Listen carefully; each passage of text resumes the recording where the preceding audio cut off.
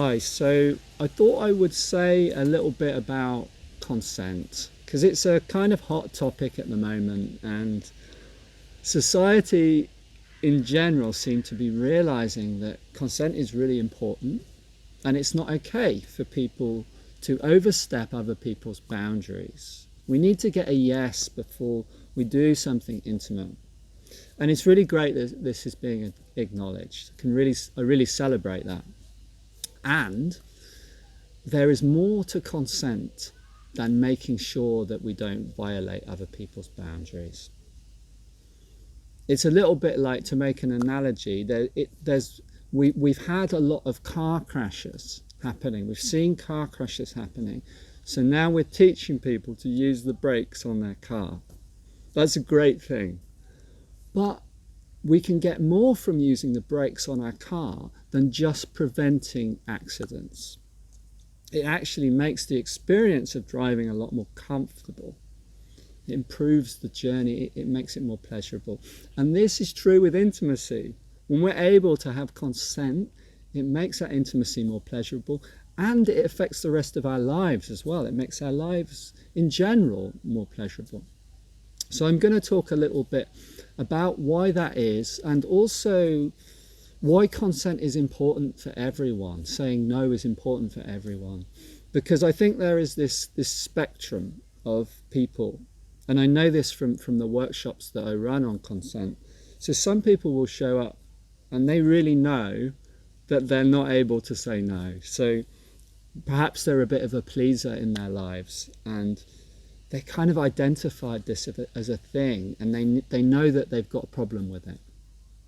For other people, they're able to say no, and they know that, and it seems like, well, what's in this for me? I respect other people's boundaries, and I'm able to say no.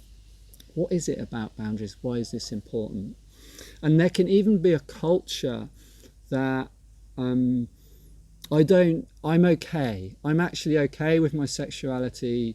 I don't really need to say no very much because I'm okay with it. So there can be this different ways of people kind of relate to the idea of consent. But for everyone, there can be a massive importance in learning to tune in on a deep level so we can sense when we need to pause and when we need to say no. And I know this because years ago, when I first showed up on a workshop doing this kind of work, I was one of those people who could say no really clearly, and it really was clear, my no. And I thought, well, I've got nothing to really do in this work. And as we began to explore it experientially, to begin with, I was kind of saying yes all the time because that's what I felt was true. But then I began to realize that when I connected more deeply with myself, when I was in a deep intimacy with myself, there were actually times when I was needing to slow down, where I was needing to say pause and stop. And the amazing thing about this, the amazing thing was that by slowing down, by slowing intimacy down, we actually make the experience stronger, more powerful, more nourishing, more rich. So back then, my kind of thinking around it was, well, if I don't say no, then I get more. So I don't want to say no. But there's a way that we can slow everything down where we come to a state of regulation, and that means that more can come in and touch us. We can move into our connections where we're listening to all the little vulnerable parts within us, and we're responding to them and saying when they need a pause, which means we can arrive in our intimate connections with all of us on board, so that all of us are touched, so that we're really met and really nourished. And when we're able to do this, we can stay regulated, we can stay relaxed as we connect. So what often happens well, one of three things. Let's kind of split it up into layers. There's a kind of bottom layer, which is like our normal experience. Nothing much is happening. It's kind of a everyday, like going through life. And then there's like the middle zone, which is like the really nice zone where like we're having quite a rich experience. We're allowing ourselves to move forward towards our edges, but we're deeply listening, we're deeply connected. And our nervous system is relaxed, which means that it's open. It means that we're receiving, we're alive in all of our feelings. And then there's a top layer, which is where we've kind of overstepped. We've gone too far, and our nervous system becomes dysregulated. Now, what this means is that we're not going to feel, we're not going to experience as much on this top layer. And it can feel overwhelming. But for some people, and this was the case for me, this is like the experience of excitement. It's a kind of like highly charged area. But there isn't actually as much experience and sensation when we kind of overstep, when we don't say no, when we go too far for us. So I'm really saying this, and I'm using myself as an example to point out that for all of us, there are points when we need to pause and say no. And the deep, more intimate, the more connected we become with ourselves, the more sensitive we become, and the more we realize that we need to slow and pause. And the more we tune in, the deeper and richer our connections can be. So the other thing that saying no, that being able to use the brakes on our car allows us to do, is it allows us to be able to explore more freely. Within intimacy, the normality, unfortunately, within our society is for people not to say the words no and pause whilst they're being intimate with someone else. And there can be a fear, well, if I say, oh, I need to pause a moment, I actually just need to pause and breathe, then what's my partner's response going to be to that? Are they going to be offended? Is that going to shut down the intimacy completely? So people learn to say yes when they really mean no, just to kind of get some connection, get some intimacy. And this extends to our lives, like the way that we live our lives. So culturally, it's quite hard to actually say no to something. So if someone invites us out to something, we can feel a kind of obligation and then go along with it.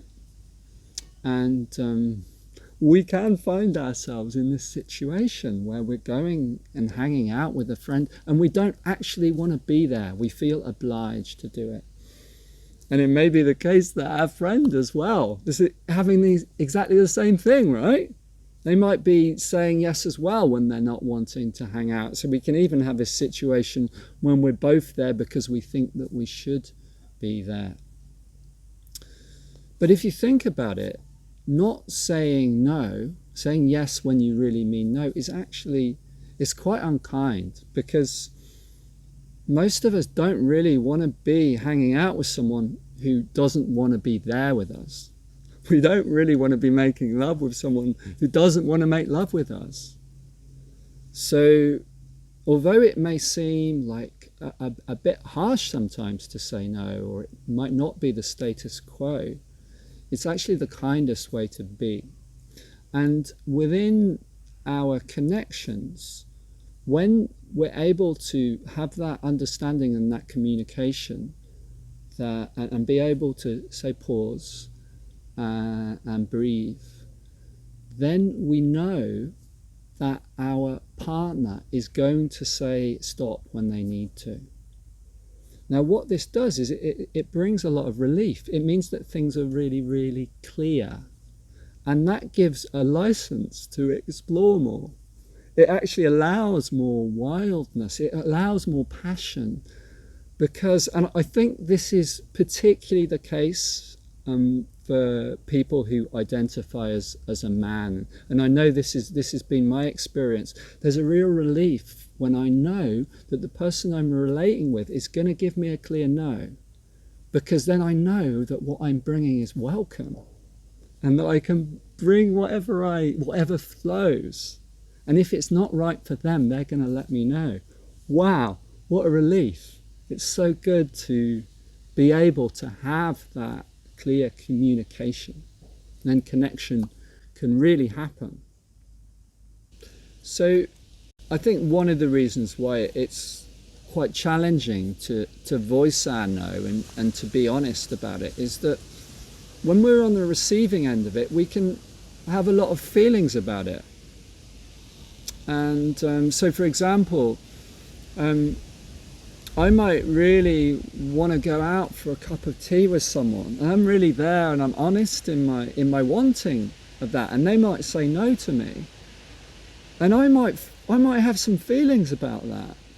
They might also have some feelings about having said no to me, and maybe that might mess up our friendship or whatever. So there can be a lot of stories and feelings that are there. But by being honest, we're actually really honouring each other. So we're not making each other wrong. That's really important. So I'm there in my wanting, I want to hang out with them and go out for this cup of tea, and I'm really eager. And I can be in that, and I can be honest in my wanting and my feelings.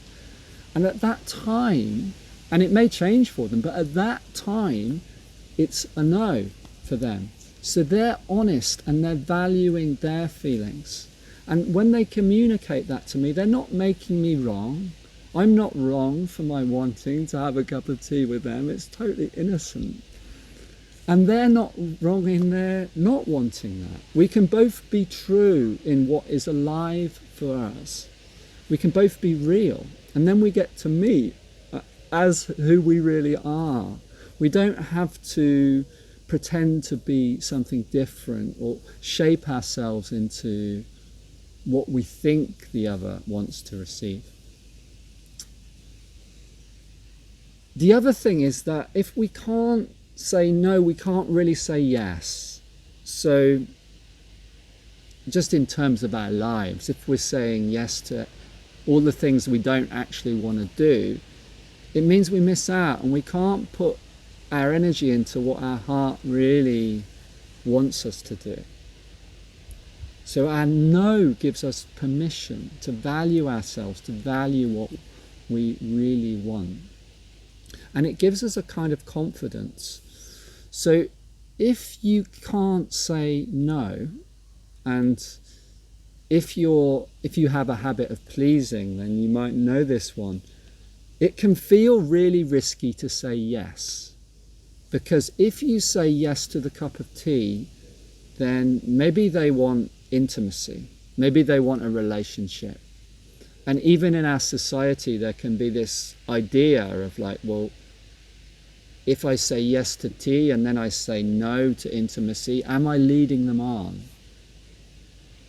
But when we're able to say no, when you're able to be really empowered in that, you can say yes to the cup of tea if you want that, and then bring the no in whenever it's needed.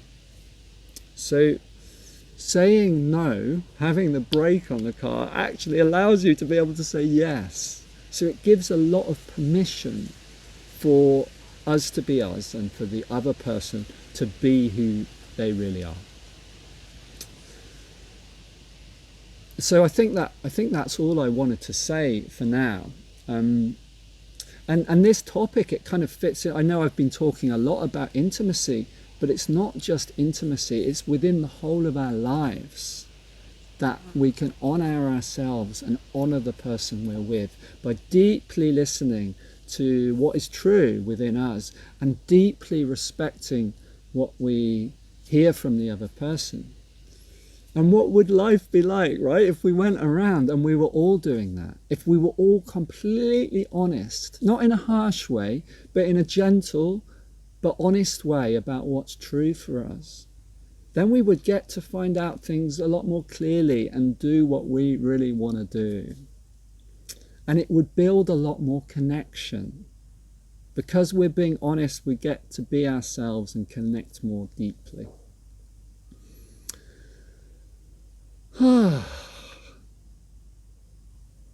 So you probably noticed that I haven't said very much about how to say no.